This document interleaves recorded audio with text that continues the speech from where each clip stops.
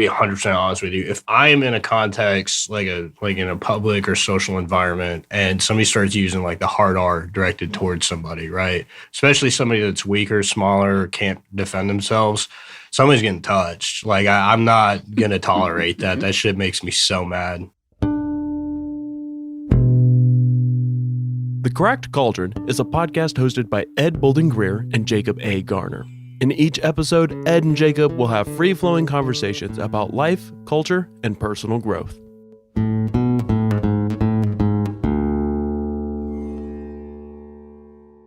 No thought too dumb. No question too deep. The conversation starts here. Welcome to the Cauldron. Hey, Jacob, how you doing, man? I'm sleepy. You're sleepy. Like, second cup of coffee already this morning. you're still hungover? Yeah. For the listeners who don't know, I got my test run in for the After Dark episode with Jeryd's birthday. That was Saturday night. And I felt like crap for like 2 days. I'm officially old. You are old, but so is Jeryd. Yep. So today, some things are going to be normal, but we got a panel in. And we have with us today in the studio, of course, my illustrious co-host, Jacob Garner. Welcome, Jacob. He's not going to be so much a co-host today as he's going to be a panelist with this topic of slurs. And really, we're getting into the isms here, the racism and all that stuff. We also have joining us the wonderful and talented Veronica Williams. Hey, y'all. And our executive producer and my husband, Jeryd Bolden-Greer. Hello. In fact, this topic, Jeryd encouraged us to do, created the topic, and then encouraged us to do it. And we're can't really say we're looking forward to doing it, but we're happy to do it because we think it's necessary. Before we get really into it, we're gonna play the game. Yeah, let's do it.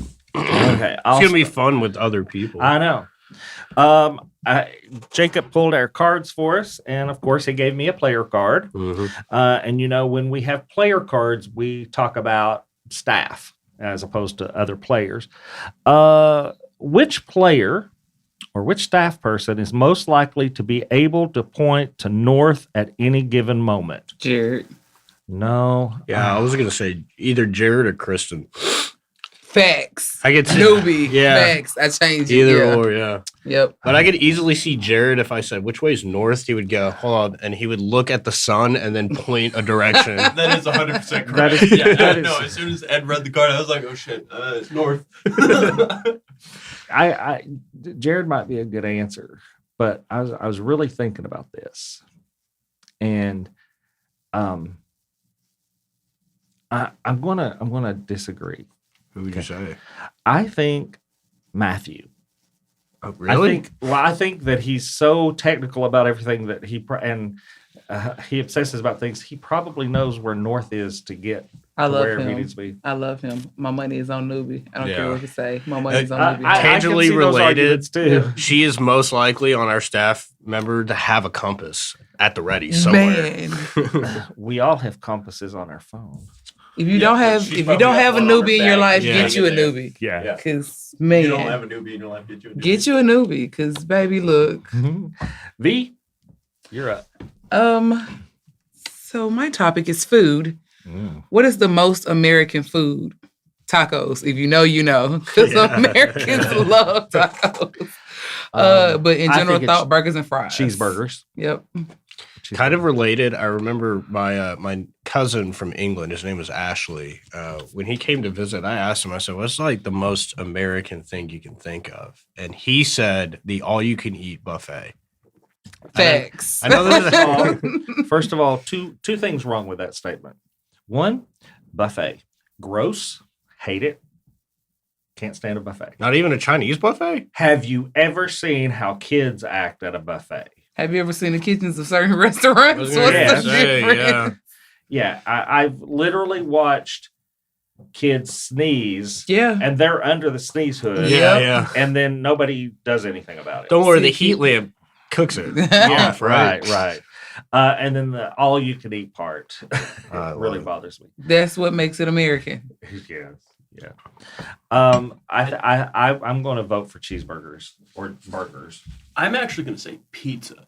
Because even though pizza is from Maltese. Italy and Maltese has its cracker with ingredients layered on top as a pizza offering, don't flick me. The reality is everyone's had a cheeseburger or whatever, but when you go to an American party, you can guarantee one thing: pizza. It's true. Like, I have never attended a party event that's casual that doesn't have pizza at it.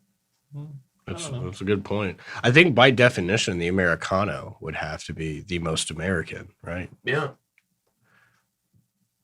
The espresso with water. They literally had to change it when we were occupying Italy. Oh, wow. Jeryd, what's yours? On a scale from 0 to 10, it's numbers. On a scale from 0 to 10, how strict are you with your pets or kids? 0, complete pushover. 10, heel. Me personally, solid 6. It's fair. He's lying. No, strict enough, like especially with dogs or children, strict enough to keep them alive and out of trouble, but not so strict that I can possibly waste all my energy on managing their lives. You know, So, absolutely. Although I might gonna- stress a little bit. I'm gonna disagree with him. He might be a 2 or a 3. I'm a complete 0, like in more than one. I would Stop it. like I'm a relative new pet owner because I've never really had a pet. Also, Thomas is a very specific entity. Man, and dude, I'm Late just life coming. if to I you. was in the 50s with this cat, I'd be that dude that would just be like, of course I hit my pets. What are you talking Right. about? But I mean, thank it's- God it's He still does 2025. today. And you just do it and don't tell anybody. Yeah. I just make sure the door's shut. Yeah. No, I'm kidding. I love you, Thomas. It's all right. I'm more like a 5. Like I yell at him to get off of surfaces, and I have 3 spray bottles filled with water in strategic locations. I'm like John Wick with handguns. So that way, whenever he does something he's not supposed to, I spray him with water, man. I'll go on record saying it. I think that's the way you're supposed to do it. I have a friend whose cat loves the water, so spraying it with water means absolutely nothing. Damn. Absolutely. You got to get tinfoil then. Yeah. They hate the sound of the little scrapes of tinfoil. Mhm. And you can just crinkle a ball of tinfoil, that'll piss a cat off. What a That's relevant hilarious. what a relevant segue to mine. So my subject is object. Name an object that makes a sound you hate. Metal scraping. For you know what's worse than metal scraping for me? 2 pieces of styrofoam. When they get you know what I'm talking about. Bother me. Woo, God, I hate that. So one of sound. my best friend's little cousin has like whatever the phobia of styrofoam. Like we would go out to eat, That's if a they thing? would bring it because the sound of it, and then he couldn't stand the texture of it. So if they would get too close to him, he'd freak out. Like he was not, and I don't think to this day that he likes that. And he's a big. When he's at a manly man restaurant, now. they bring out the recycled paper container. He's like, "Fuck The only thing that went through my mind when you said that yeah." was I guarantee you have a tinfoil, aluminum foil hat somewhere in your house. Zach does. Oh my Zach God. actually does. He made one. It was really funny. Okay. Hold on, I gotta answer this question. Go ahead. Yeah, well, The thing that I hate is those repetitive noises, like ceiling fans that have that one squeak, yeah. and it's just, Yeah, I don't like that. I can't sleep. You know, I'm sorry, I'm more Yeah. likely to murder somebody.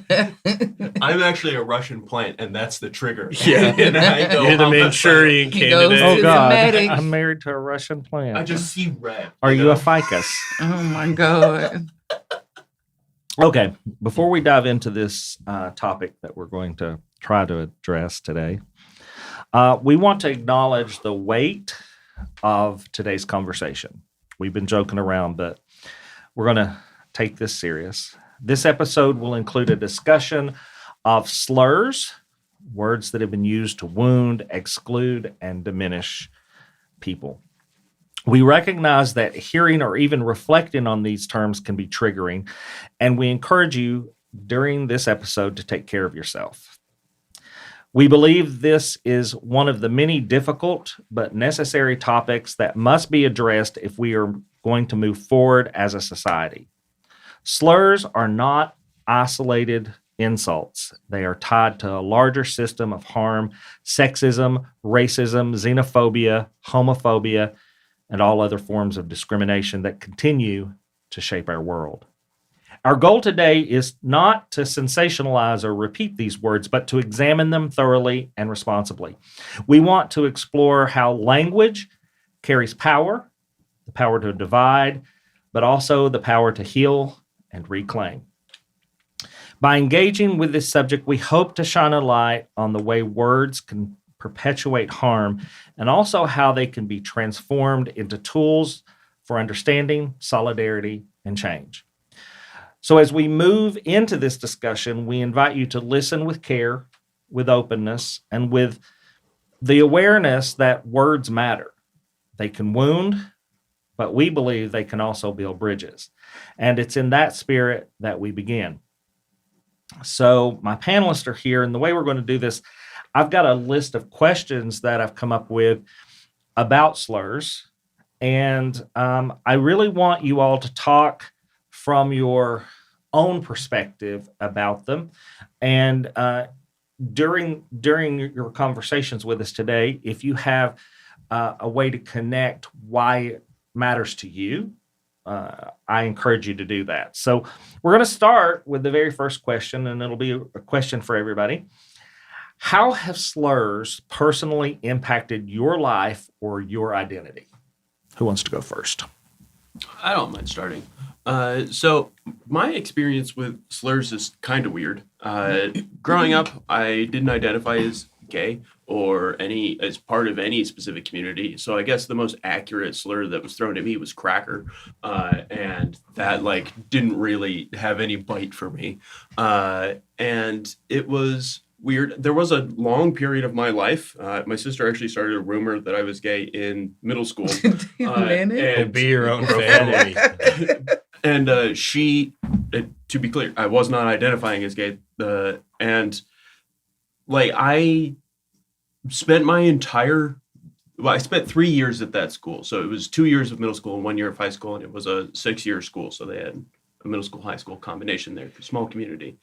And I spent the rest of my time at that program trying to figure out what my identity was, because I didn't have problems with gay people. I didn't like being called a fag or being called queer in a derivative way. But I also didn't identify with the slurs at all. It didn't feel like they actually applied to me anyway. So I was trying to figure out how I felt about those slurs. So even though I, at this point, married to a man and am a member of the queer community, I definitely didn't feel that way at the time. And so it was a weird experience to have slurs hurled at me, meant to make me feel degraded, that I didn't identify as a member of the thing that they were trying to degrade anyways, and still feeling offended for the people they were trying to hurt. And that was the significant formative part of my adolescence. And it was a very weird point in my life where I started thinking a lot about the way these terms affect people.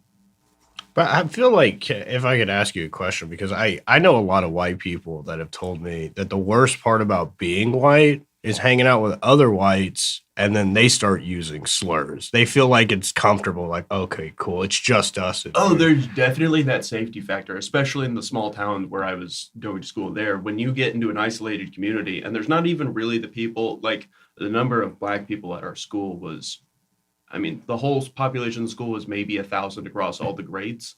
And the number of Black people was probably under 40. It's really easy for people to feel comfortable using terms away from a community that they don't feel like they're directly impacting. Yeah. Right? Especially if you're listening to music and you enjoy the subculture or the culture of the people that you're talking about, and the only way you really interact with them is online. It's super easy to feel comfortable saying those words. And me, having lived in 7 states, some number of cities, and moved all around from various classist structures inside those cities, I definitely spent time around pretty much everybody that you could throw a slur at. And it's very weird when other people are like, oh man, and they just start throwing the N-word out, or they just start referring, man, Beaner, I heard Beaner so many times about Mexican people, and I'm like, what are you doing? Why are you just casually describing people that way? Those are your friends. You don't think that. What is wrong I blame with you? Carlos Mencia for that, honestly. Cheech and Chong. I mean, every word was a slur. It's been a while since I Again, it was a different time in life. Yeah, That's when What about you, V? when things were socially acceptable. Well, actually, coming out of Memphis, you would think that I would have all these like horrific stories, especially like moving up to Knoxville, and I really don't. I think the most that we heard slurs in a derogatory context was like learning about history, because Memphis is big in, you know, civil rights history and such like that. Family members who, like my grandfather marched on Washington, he was a sanitation worker. Not Washington. When Dr. King came to Memphis, y'all, I'm tired. Yeah, he was a part of that. hold His on. name. They have a like a statue downtown by the Civil Rights Museum, and his name's on it. Holy shit. That's incredible. I think we should take just a little pause right now and just mention the fact that the reason V's tired is that today's her birthday. Hey. So we don't know what all kinds of partying she was out doing last night, but I'm pretty sure. Yes, I drank wine and I went to bed. I'm old. Crazy. And it spills over. But even coming to Knoxville, like, yes, there was kind of I wouldn't even say a cultural shock, because my middle school was, I would say 50-50, and so was my high school, and we were all friends. So we were like coming up on that last of the older millennials, and we just all partied together. So coming to Knoxville wasn't a big deal for me. You know what I mean? Funny story about slurs. So I was a pharmacy tech in Alcoa, Tennessee, and this guy, it was just me and the pharmacist that day. This guy was pissed at the drive-through that I guess I wasn't moving fast enough. White guy, old beat up truck. You know, you would think he was a hillbilly or whatnot. From Loudon. I don't know where he was, from the pits of hell. But he got the beating on the window and called me a stupid redneck lady, and it genuinely took me off guard. That he called you redneck? Dude, so I stopped and I'm laughing. I was like, are you talking to me? Like, and he's clicking out. Well, there's somebody in the store who gets pissed about it. Another white guy, like, wants to go outside and fight him. It was great. I was thoroughly confused throughout the whole situation. But apparently it was some real life stuff going on there. Like, well, all right. I'd say, like, obviously, like, the low-hanging fruit with, like, slurs is people that use them just make like a stereotypical judgment of you. And obviously I've got it pretty easy compared to black people, because the slurs that they get called are a million times worse in my opinion. But the shitty thing about being who I am is that I'm so racially ambiguous, and I catch a bunch of strays. I get a bunch of slurs that aren't even accurate, but they Italian slurs. Yeah, anti-Italian slurs, Mexican slurs, the wrong type of Asian slur. You know, I remember in when I worked as a line cook at Chili's, my nickname in the kitchen was Chinaman. Exactly. What the fuck? I know. So like, it's just more frustrating than anything. It doesn't really hurt. All the slurs I've been called in my life, it's just confusing. And then, of course, if you're like, I'm not a Chinaman, I'm Filipino, they're like, is that in China? I don't give a shit, you know? Like, And now you're actually hurt. yeah, and I'm like, God damn. You don't know where. So, do you all? Well, let me ask this a little different way. Do you think, or how do you think? That's a better way to ask this to get good responses. How do generational differences in your individual communities shape the way slurs are perceived? I think, again, it's kind of weird. Asian slurs. I mean, I would say Asian hate had gone up in the wake of COVID. And that's when I started to hear more derogatory slurs or stereotypes than I ever did, you know? Like, never in my life did I get accused of eating exotic meats so much until after the Wuhan leak, right? Finally got called out. Yeah, I know. I was like, what the fuck? I mean, there was always the jokes about me eating dogs when I was a kid, but like, it was like actually. Don't they really? Oh, I was know? talking about the people. Oh, yeah. I would say the biggest generational thing I've noticed, at least in my context, is like gay slurs. You know, like that's something that has changed dramatically when you talk to somebody who's like a Gen X gay, elder millennial gay, and then all the way down to like, you know, like Gen Z gays. Elder millennial. Yeah. I don't know. What about you, V? I don't know if I want to talk to you right now. Elder millennials a slur. You know, I mean, part of the reason that you all are on this panel is that you all are not just in one category, one group. You all share multiple groups, and you have some in common, and then some you're the only person in the room that holds that category for discussion. So I think we have a great panel that can give us a lot of insight, I think, into the pain and into the trauma of it as well. We really got a rainbow coalition in here today. All right. What emotion arises when you all hear slurs used casually, not even toward you, and not just casually, maybe even jokingly? I think that's situational. I also think I come from, going back to the last question, from a generation where things changed a little bit with slurs, and they became more acceptable, so to speak, depending on situation, time, persons involved.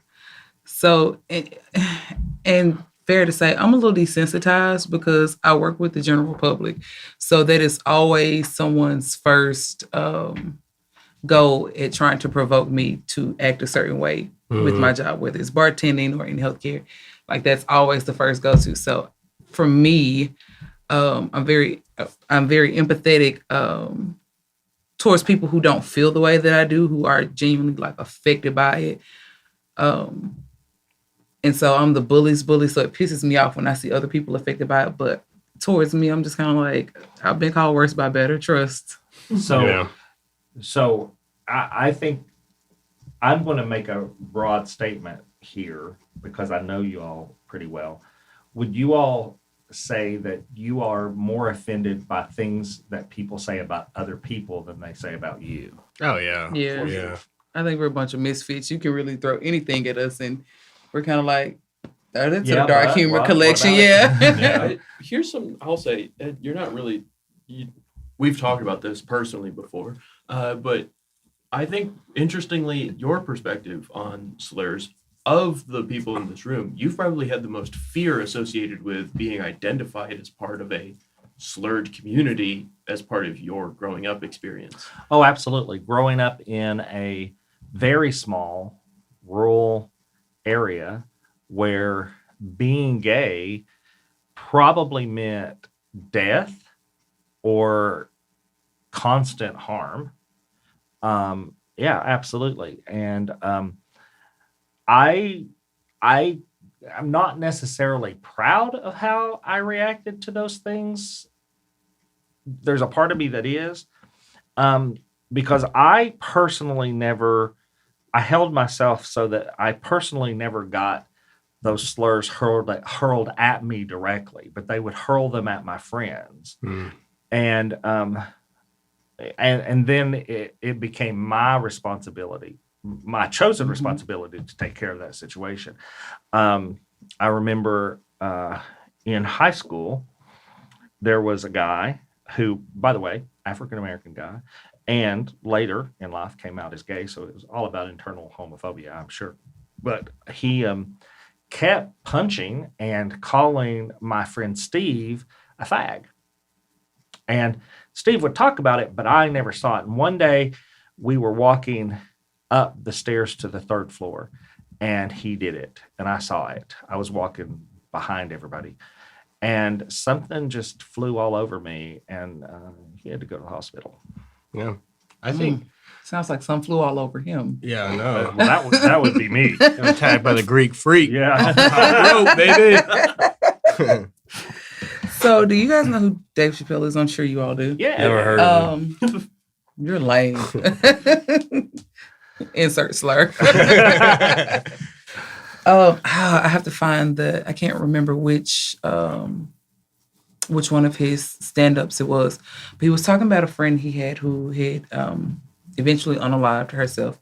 She was trans, and they started out as like enemies. Like she kind of heckled him because he says, we all know Dave Chappelle is like out there.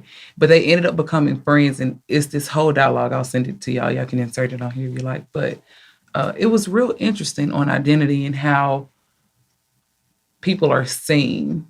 And it really makes you reevaluate. Like certain things that you say, it really will make you reevaluate. Oh, yeah.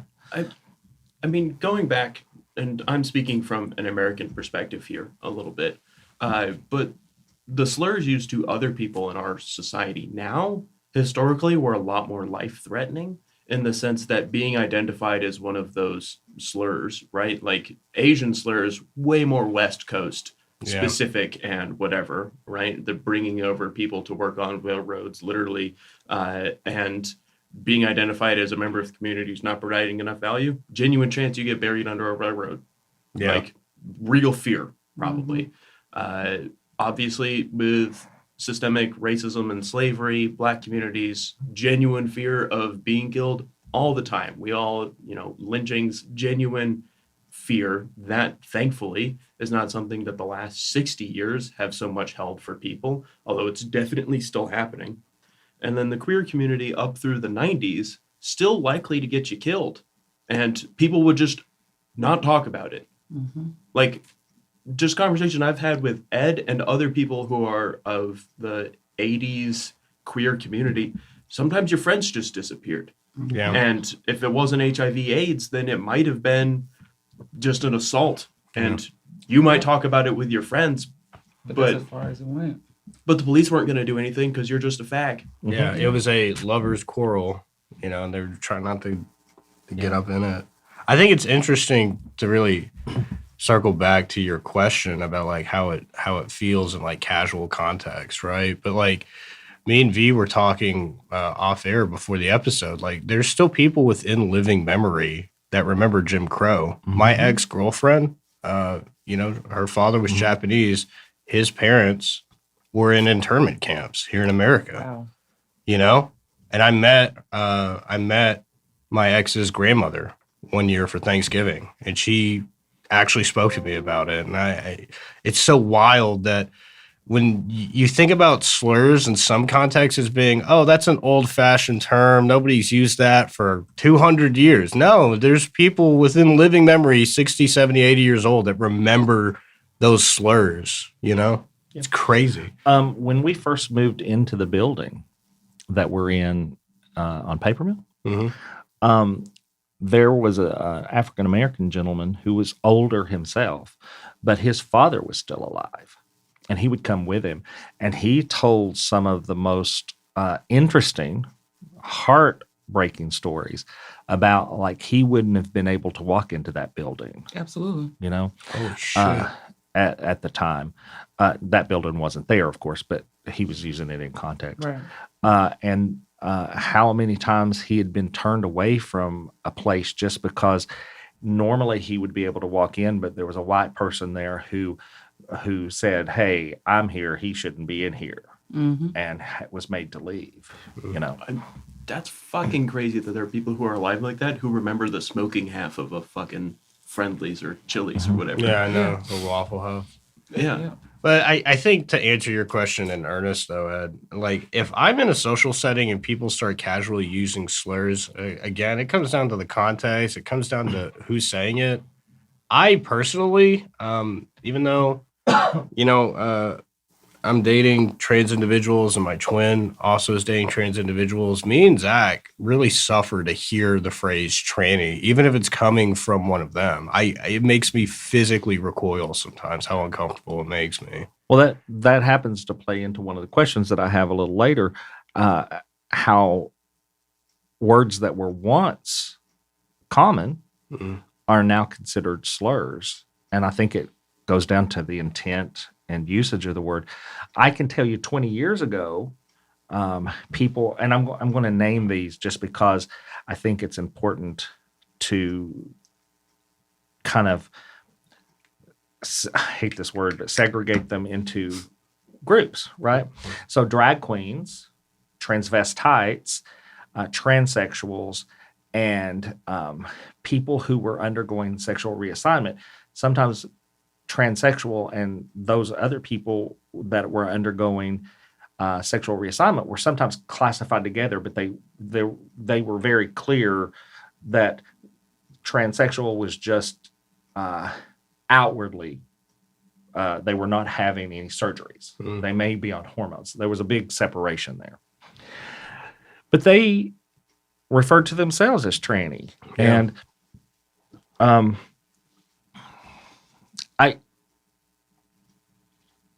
to hear it today, 20 years later, I have to take a second to process it. Like, I know that it is a slur today, but the people who are saying it are usually not always, but in that community. And it's the same with the N-word. I get uncomfortable even if you're in that community and using it. And I realize people are taking back words as a form of power,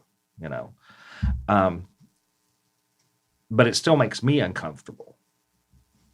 I mean, V, you were telling us earlier about a little old lady when you were working those pharmacy days. Yeah, she was adorable. She would always fight with one of our pharmacists who was a white man, but she would go, where's that sweet little colored girl? Oh. And Bless her heart. she was old as Methuselah, so that was just the term that was used. I don't think there was a malicious bone in her body, but yep, I was her sweet little colored girl. You got to give her credit where credit's due, given the context of how she grew up and how old she was. The fact that she chose that term. Baby, because it could have gone left. And what do you say? Exactly. Ma'am? So do you all think the context, like the intent, tone, and setting changes the impact of slurs? Or are they still just... It's the English language. Of course it does. It changes the meaning. Like, lack of a better word, it's one of my favorite words. Fuck. You can say fuck a million different ways, and each time you say it, it means something totally different. If I'm saying it to Jeryd about something, like, it could go either way. He could be on my fucking nerves, or I could be like, bro, fuck. You know what I mean? So, yeah. And I feel like, obviously, your environment, your location, that plays a huge factor. Absolutely. Right? If I hear the term fag at the edge or XYZ, whatever. You mean core? Oh, yeah. Sorry. But if I hear the term fag and it's coming from a pulpit in a church, like, that's going to, by its environment, it's different. Yeah. You know what I mean? Different, but do you think that, like, hearing fag at a queer bar versus hearing it in church, does it de-escalate it in a gay bar? Because is it about taking back the power?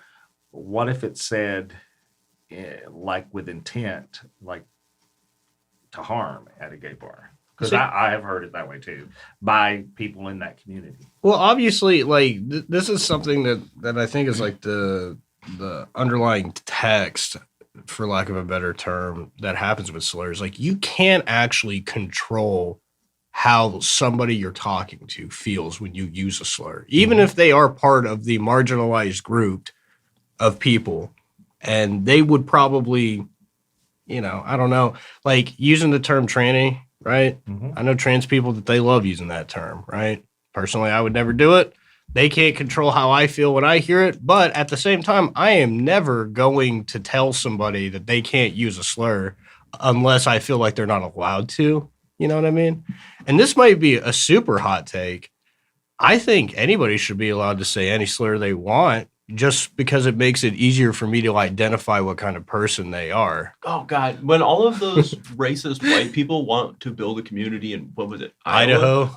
Yeah, they want to go put themselves in a community where I don't have to deal with them. Fucking have at it. I love that. Please idea. identify yourselves and get out of my community. The thing about that is, people when you meet people, you don't meet people. You meet their cousin. You never really, meet someone like, oh, I know exactly who you are. It doesn't, So people like that have to keep up a facade. Like, again, like I was saying off air, it's easy to talk behind the computer. Oh, yeah. You know what I mean? Yeah, Yeah, we're all brave, really brave. Yeah, and until it comes out, and now you're backpedaling.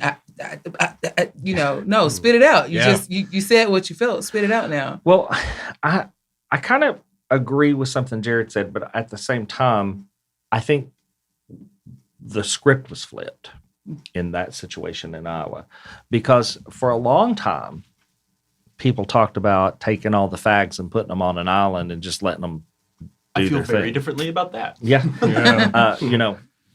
That was an actual idea. Say what you say, but consequences are real. Yeah. Yeah. And then now it's come to, let's just separate ourselves away from Let's all those build people. an island where we can get away from Yeah. everyone else. That's fine. Very different. Yeah. Building a concentration camp for yourself Well, is It's one different thing. than building a concentration camp for other people. I'm going to be the humanitarian here and say, I don't think any of that's acceptable. I think that what we have to do is that we have to engage with people who are different from us, and we have to learn to respect, care about, and love all humans.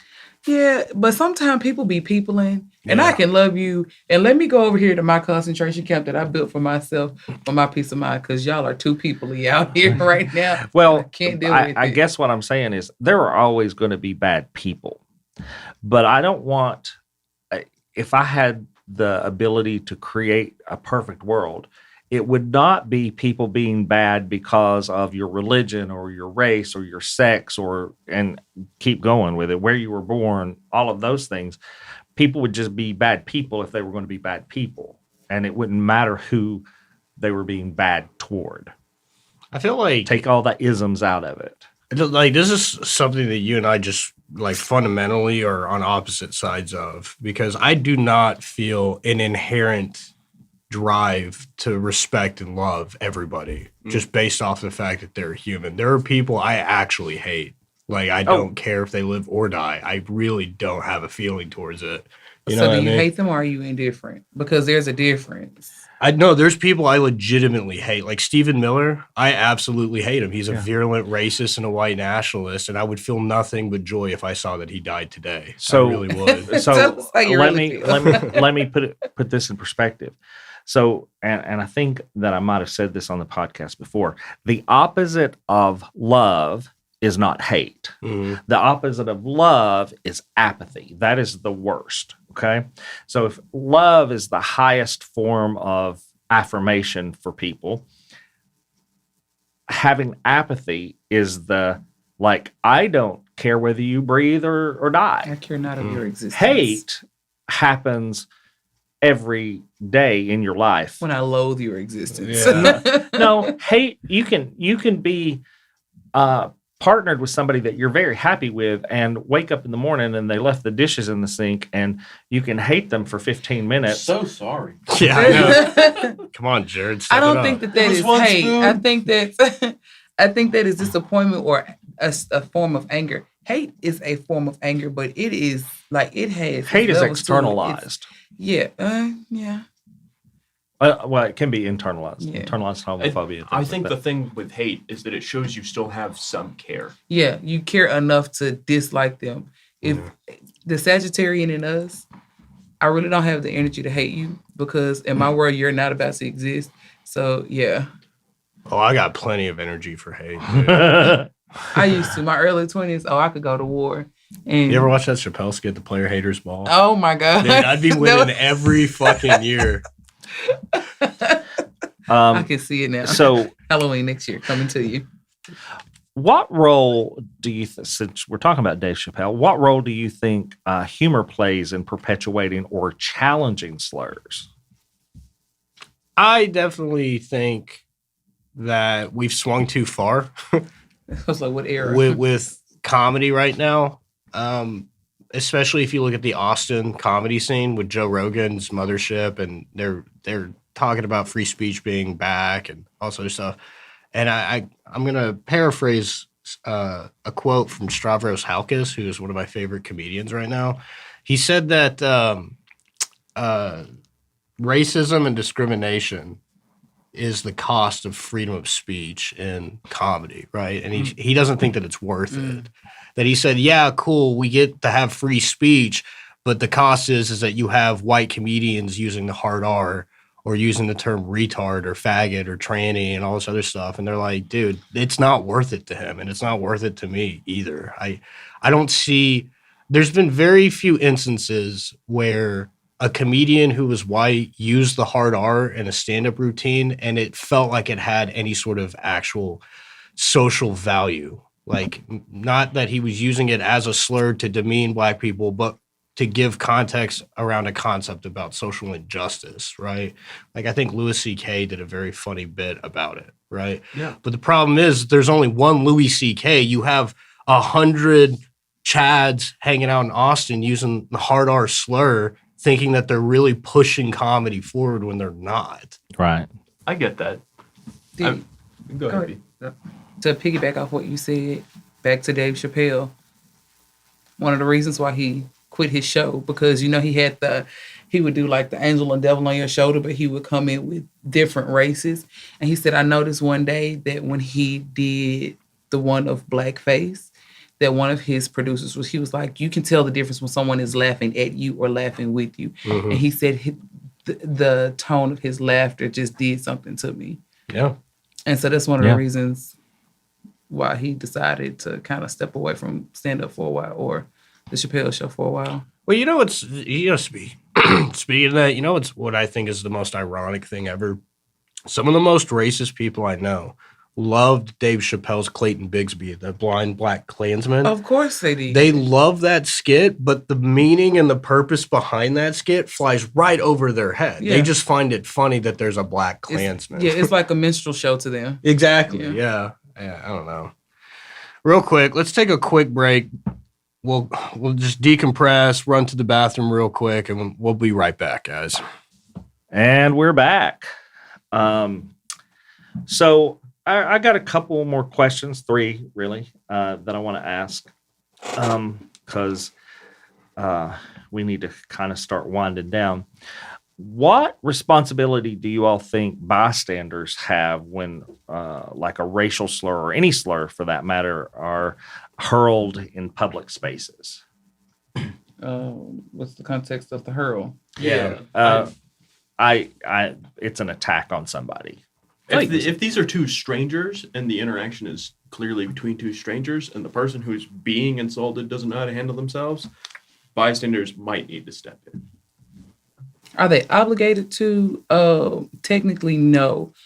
But trying to move back towards living in a community instead of a society, it's preferred, you know? I'm of 2 different minds, because, again, this operates in a grayscale. Like, it's not just black and white, pun fully intended, I suppose. But I feel like I do appreciate when somebody acknowledges that a slur is being used and then they say, hey, man, don't use that around me. Like, I appreciate when somebody says that. I also really detest white savior, like, swooping in. Yeah. And, like, when I see liberals policing each other's speech in a context where clearly maybe a term could be possibly interpreted as a slur, like, one thing that's coming up to mind is the word John, Jawn. I don't know if you guys have heard this phrase. No. But, like, John is, like, it's a term that's used in, like, Mississippi quite a bit amongst Black people. And there's this idea that liberals can't use this term, and I've seen it be policed in front of me from white person like to Joan, white person. like, hey, Joan. Yeah. I was like, what are you talking about?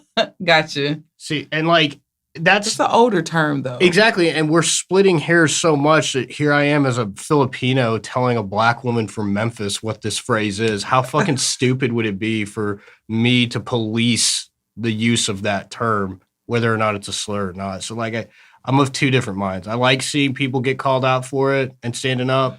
I also don't like white saviors swinging in and being like, Yeah. you can't Well, do that's crazy, because that's used more so like Memphis. We say junt. Junt is a noun, verb, like, you know what I mean? Mhm. It's everything.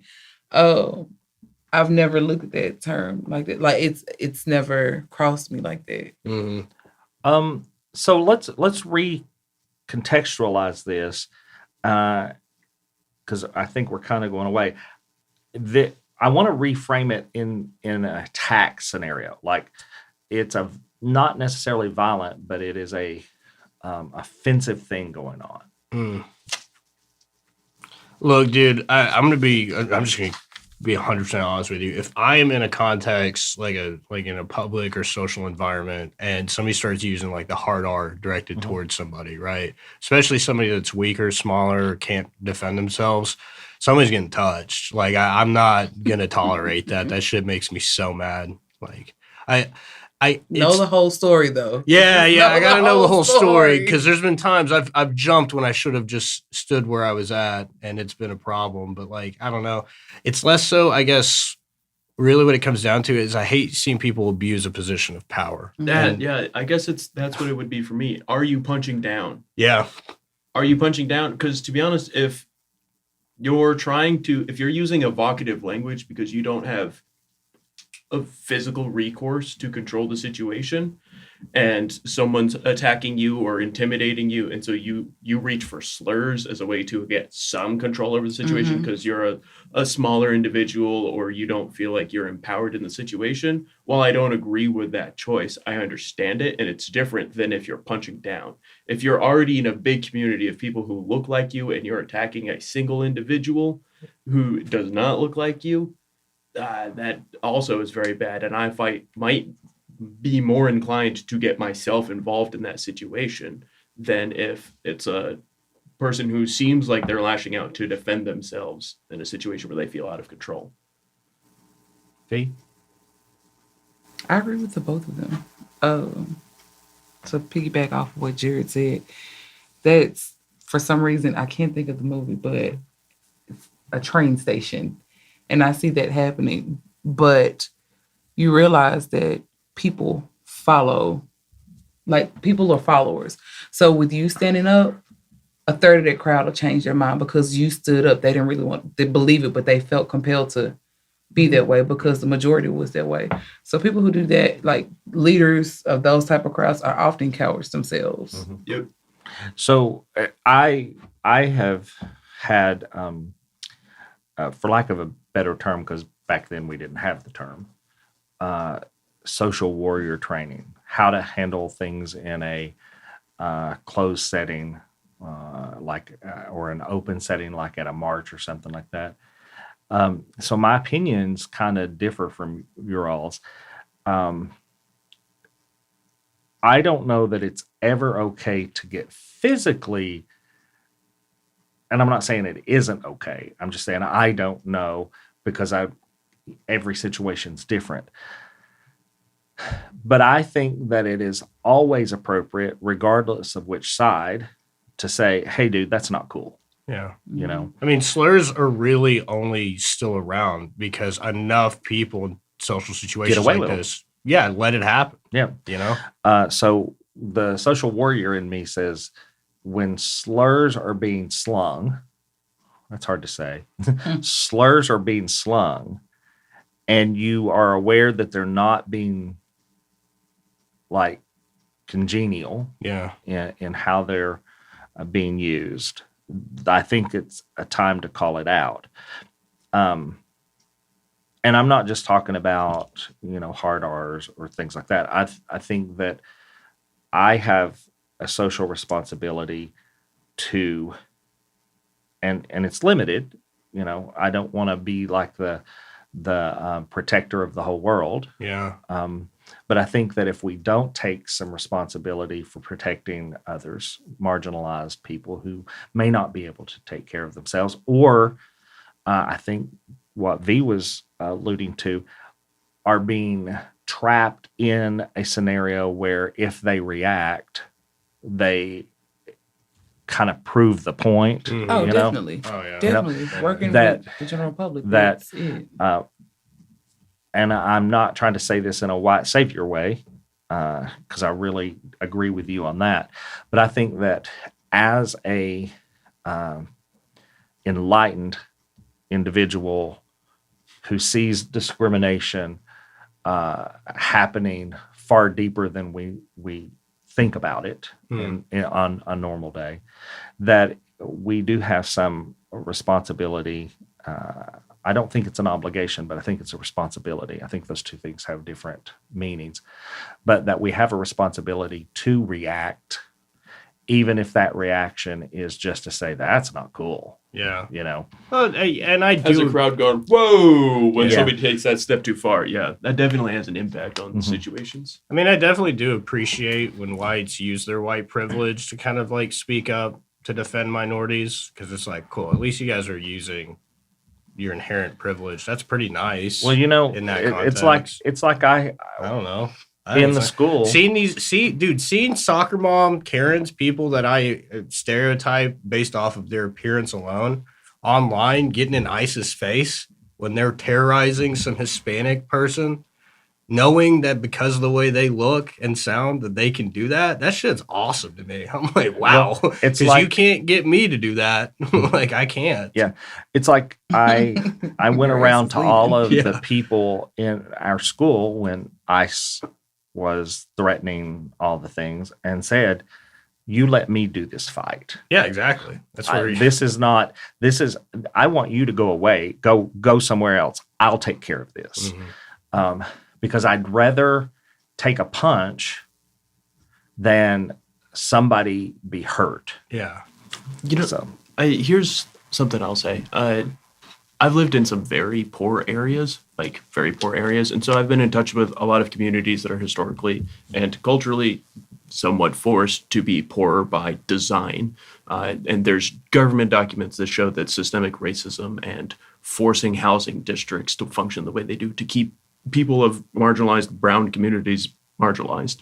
That, like, I've interacted with a whole lot of people, and there was a day I was driving back from North Carolina. I had just visited my grandparents in South Carolina. I was driving through North Carolina. It was like 1:30 in the morning. It was a late trip home. I had had a lot of caffeine to get through the drive, and I got pulled over coming through 40. There was nobody. This cop was backed up on a slope. There was nobody on this road, and I was going through the mountains. And he pulled me over just before I got to the Tennessee-North Carolina boundary. Of course.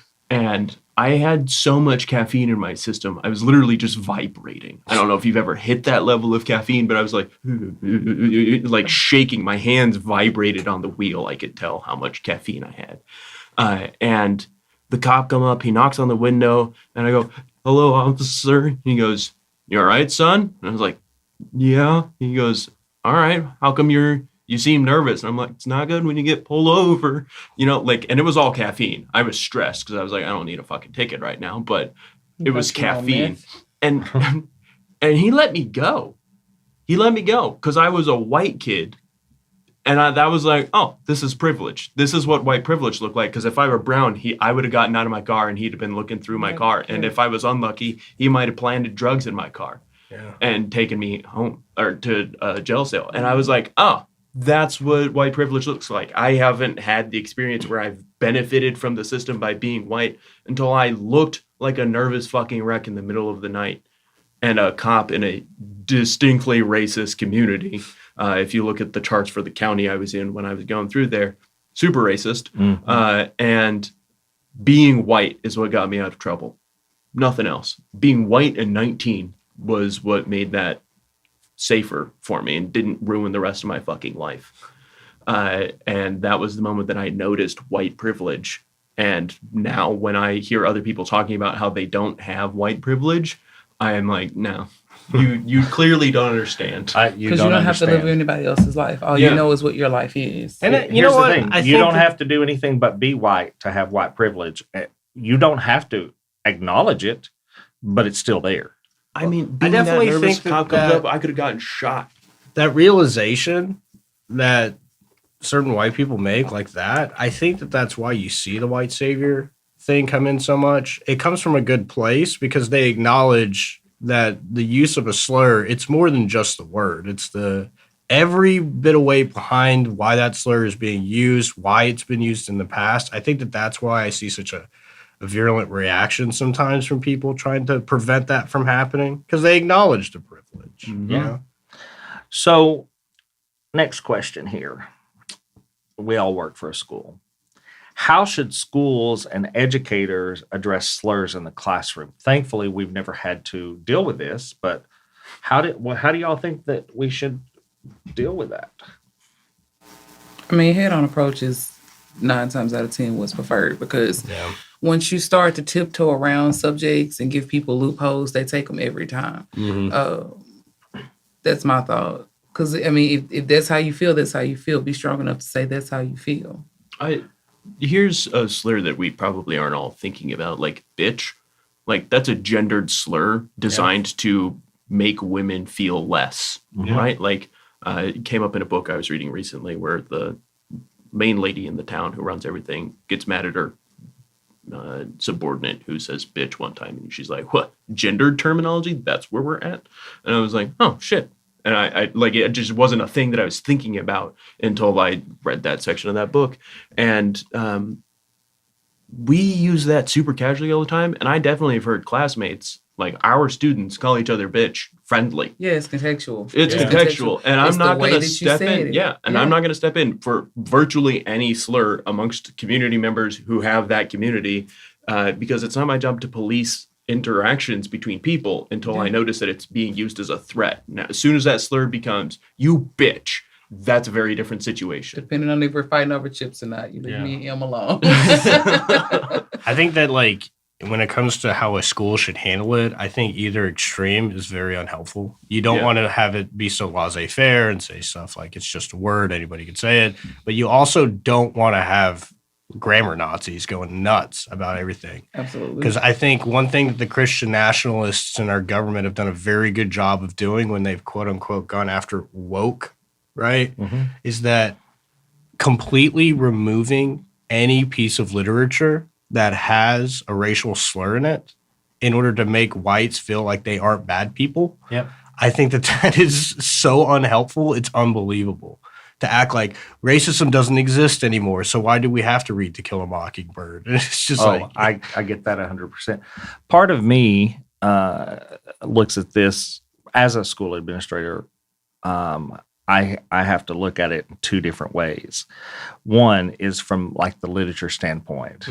I don't believe that we should ever ban books of any kind. I don't think that we should edit language of any kind, and I believe in free speech.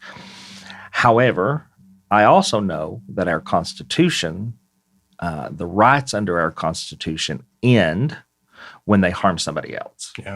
That's true. And so for me, as a school administrator, if someone viciously hurls a slur at an individual within the community, the classroom community, here again, it has to be taken in context.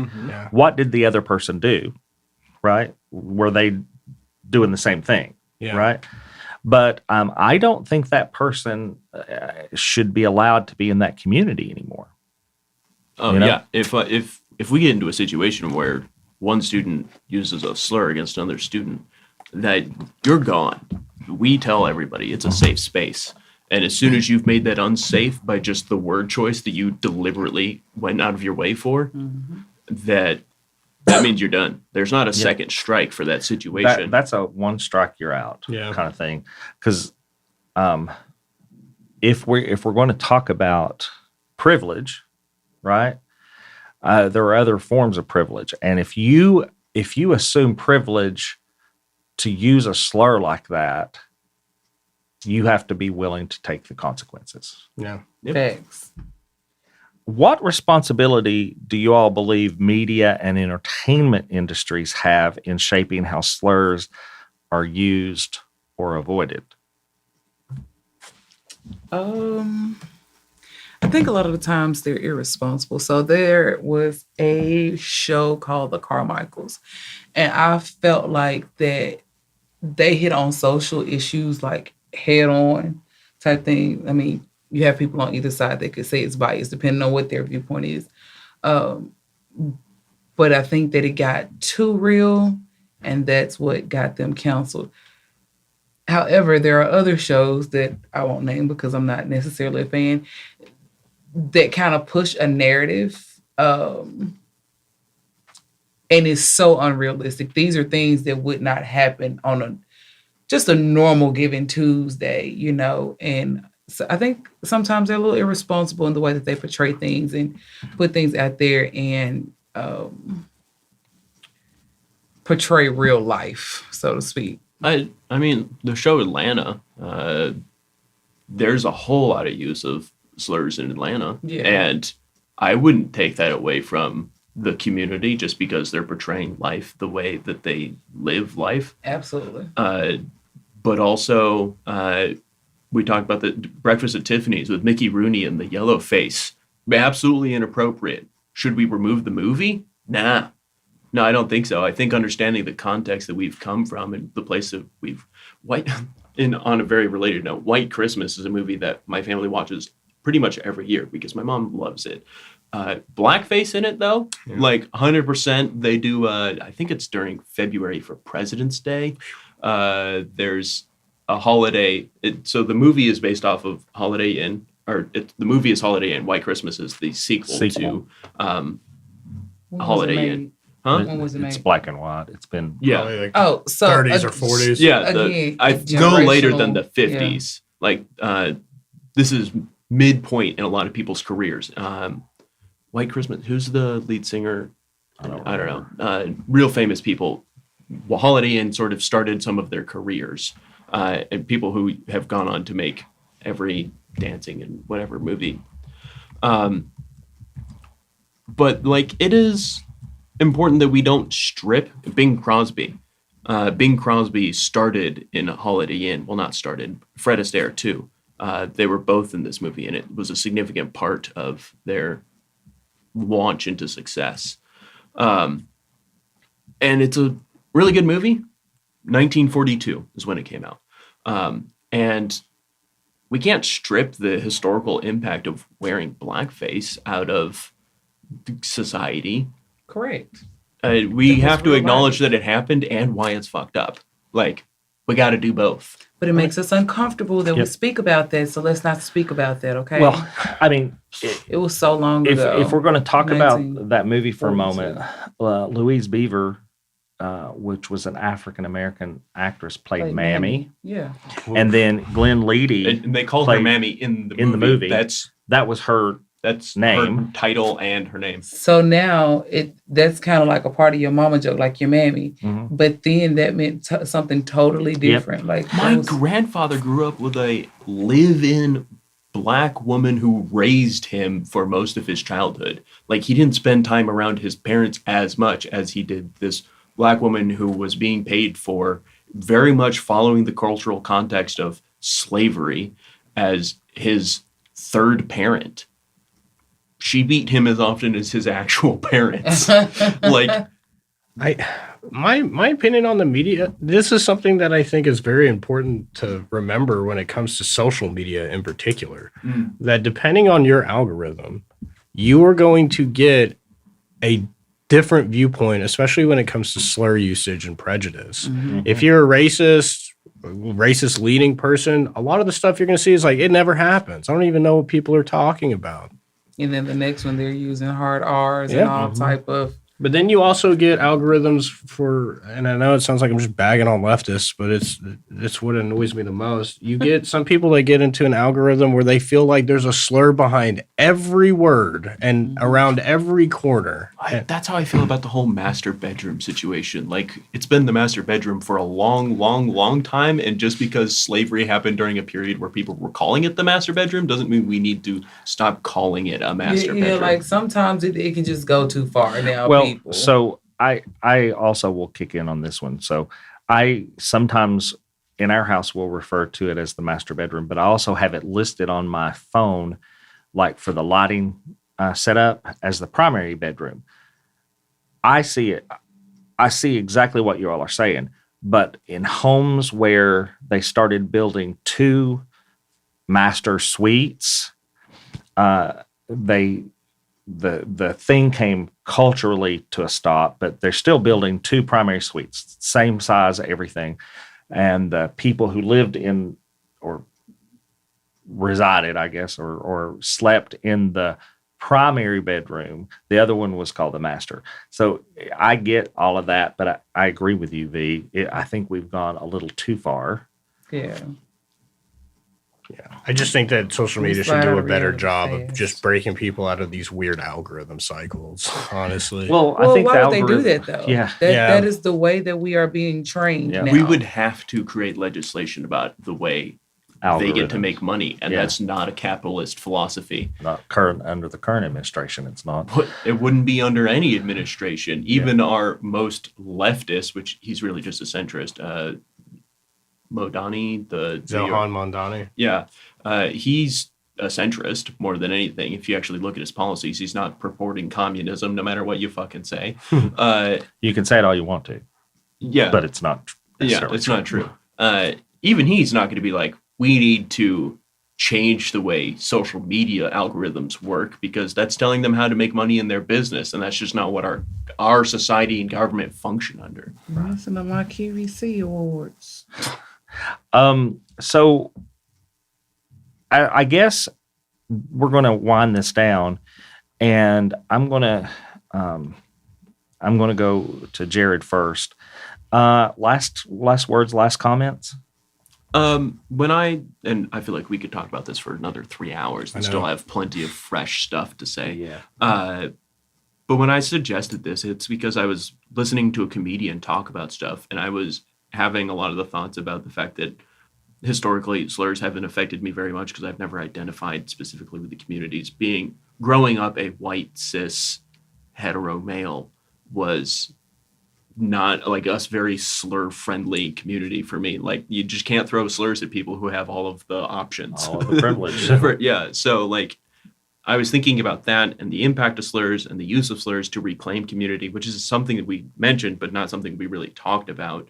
And like just the impact and event of slurs on the world. And as somebody who is trying very hard to avoid the white savior mentality, thinking about slurs and the way they affect communities, especially as someone who's never felt like they've affected me personally, it was just something I felt like needed to be talked about. Word. V, last words, last comments. Just don't be shitheads. Like, be kind to people. Be considerate. Don't be in your feelings and so sensitive. Good God. Just be nice. Shit. Act like you have manners. If I'm going to take up for the right, we need less snowflakes. Sometimes the Yeah. world sucks and the sun's going to hit you and you just might melt a little bit. Get over it. God damn it. And Jacob? I guess my final thoughts on slurs. I don't know, man. I think that they're useful for profiling purposes, not in the context of where a racist would use it, but it helps me identify who I can't trust. Mhm. You know, and I'll leave you on this note too. I teach that self-defense class to queer individuals, and me and Zach tell them all the time the quickest way to stop hate speech is to punch that person in the mouth. Right in the mouth. I want everybody to understand we at Ravensville Media do not condone violence.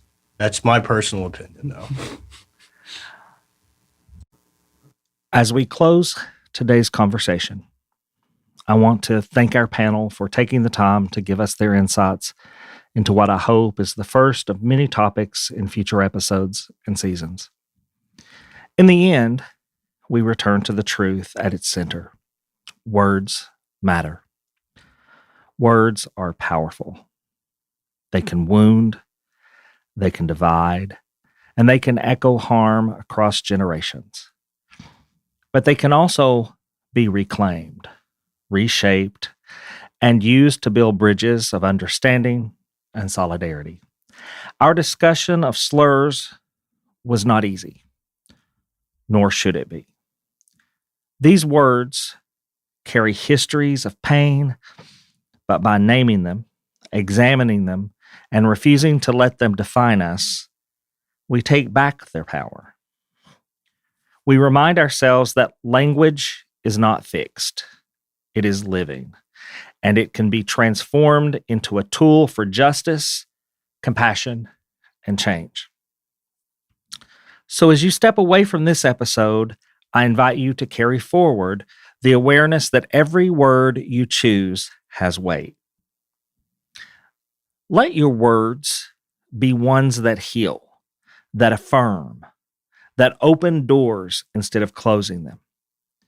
On behalf of my co-host, Jacob Garner, our guest, Veronica Williams, and our executive producer, Jeryd Bolden-Greer, thank you for joining us in this challenging but necessary conversation.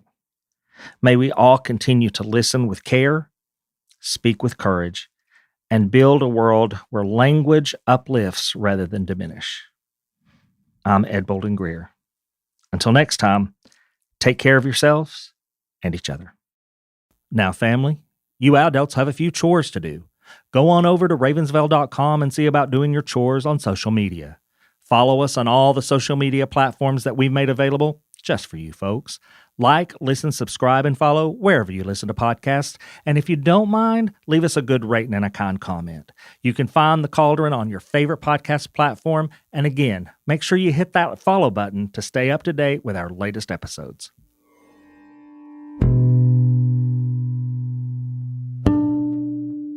The Cracked Cauldron is a production of Small Raven Media. Today's episode was hosted by Ed Bolden-Greer and Jacob A. Garner. Audio engineering and sound design by Nick Devan at Nicky D Sound. Copyrighted 2025 Small Raven Media. All rights reserved.